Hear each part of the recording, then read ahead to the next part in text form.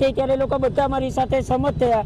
ત્યારે મને કીધું ક્રેન આવે છે, પછી કે ક્રેનની સગવડ નથી। અમે કીધું અમે પૈસા આપી દઈએ, તમે બોલાવી લો ક્રેન। તો કે એન્જિનિયર આવતા છે। છેલ્લી ચેતવણી મેં આપી હતી 4 વાગ્યા સુધી અમે રાહ જોશું, પછી અપવાસ પર બેસી જશું। અને પછી આ લોકો આવી રીતે જ ગોળ ગોળ વાતો કરે છે અને મીડિયામાં અલગ અલગ ઇન્ટરવ્યૂ આપે છે, મીડિયાની સામે ઉલ્લુ બનાવે છે, સોશિયલ મીડિયા પર બધા જ વિડીયો છે। આ જ રીતે આ લોકો આ ભ્રષ્ટાચાર છુપાવવાની ટ્રાય કરી રહ્યા છે। એ લોકોને બહારથી રિબાઉન્ડ હેમટેસ આપવામાં શું વાંધો છે?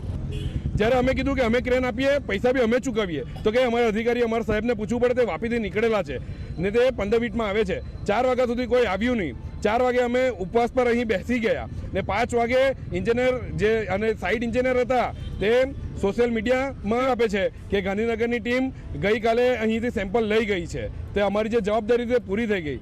તો શું આમાં બે મત નથી કે આ ટાંકીની અંદર ખુલ્લો ભ્રષ્ટાચાર થયો છે? અને એમને બી ખાતરી છે કે આની અંદર એ લોકોએ ખૂબ ભ્રષ્ટાચારી કરી છે ને એ લોકો કોઈ મોટા નેતાના દબાણમાં આવીને અહીં અમારી સામે લેબ ટેસ્ટ કરવા માંગતા નથી।